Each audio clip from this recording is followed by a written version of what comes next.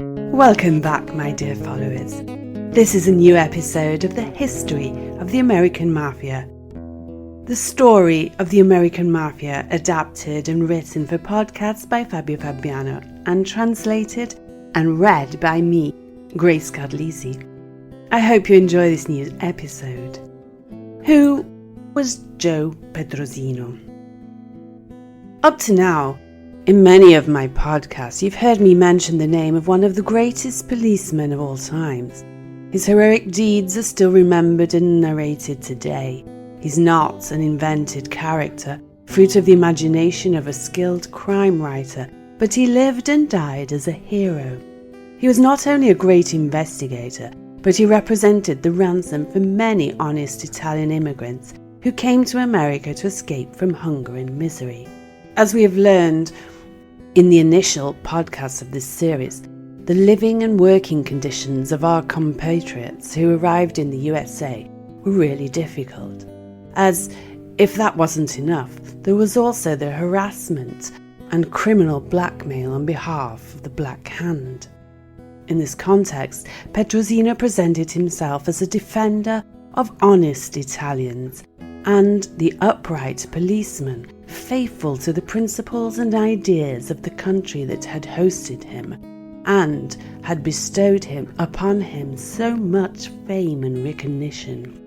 Before narrating his brilliant solved cases, I believe it's necessary to inform you about his life, so let me give you a short biography of the Italian-American policeman. Joe Petrosino was born on August the 30th in 1860 in Padula, a small seaside town in the province of Salerno in the south of Italy.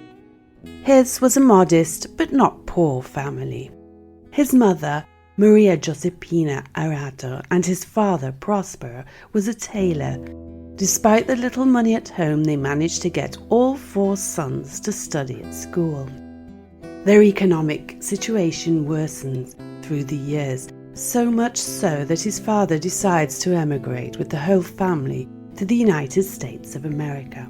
The Petrosino family reached the New World in 1873. Giuseppe was only 13 years old when he arrived on an ocean liner in the middle of the Manhattan Bay. Almost as a sign of destiny, the future policeman's first image of the United States is the imposing Statue of Liberty, located at the entrance of the port on Hudson River on Liberty Island. Like so many boys of his time, the young Petrosino lives and grows up in the suburb of Little Italy. He immediately began working, also because, being the eldest son, it was his duty to bring money into the household. He started selling newspapers and shining shoes on street corners. He set up a small kiosk right in front of the entrance of the police station.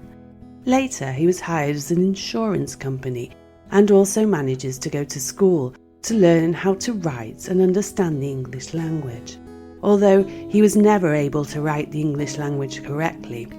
In 1877, at the age of 17, Joe is granted the US citizenship.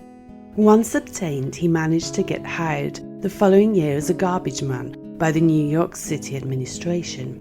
There, too, he worked hard and stood out for his commitment, so much so that he became a team leader and supervised the crews who went to unload the garbage in the depths of the sea of Manhattan Bay.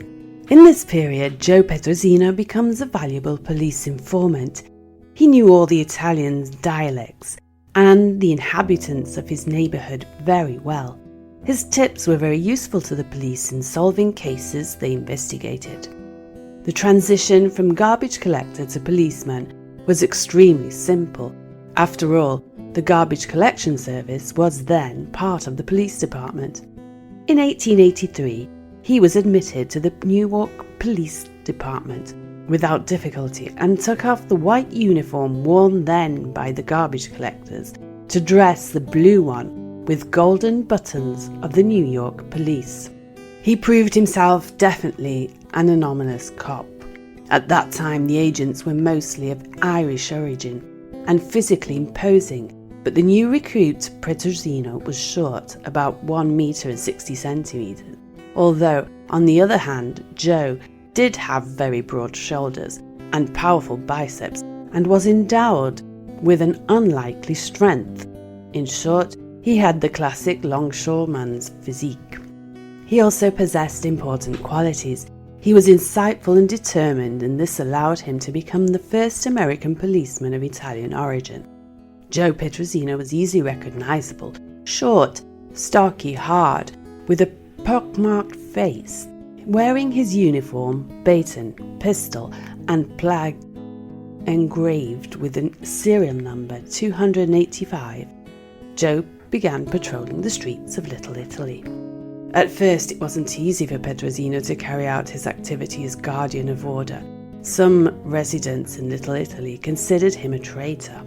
He began to be recognized through the streets, and seeing him pass by the criminals, and their followers began shouting at him as he passed by. They said he was parsley in the soup, which is a translation of his surname, Petrosino. His first foot patrol service took place on the 13th Street in 1890. He was transferred from patrol to the investigative department. His task was to investigate the Italian racket.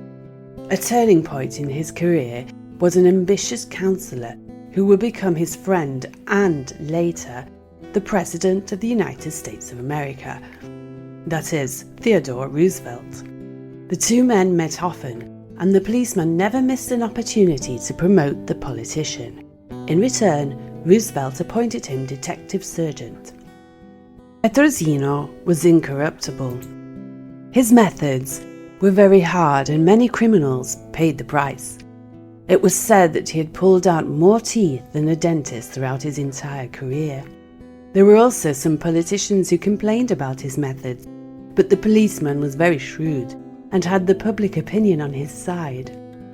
He used to advise reporters and journalists about his sensational arrests so they could report his exploits on the front pages of the most important New York newspapers. In spite of his appearance and his manners, Petrosino was by no means a rough man. He loved discussing aesthetics with educated people, and he loved opera and in particular Italian composers. It was said he enjoyed playing the violin in his free time. Once appointed detective sergeant, not having to work in uniform anymore, he renewed his wardrobe, wearing dark suits, Prince of Wales-style overcoats, and inevitable bowler hats. He was a reserved man, and after he enlisted to avoid retaliation against his family, he moved to live in an area far from the neighbourhood. His was a brilliant and successful career, although, as we shall see, it was not free of disappointments. Petrosino married a widow, Adelina Saulino, with whom he had a daughter, which he also called Adelina. He died on the evening of March 12, 1909, after receiving 4 gunshots in Piazza Marina in Palermo. But I'll tell you all that story in the next podcast. Stay tuned.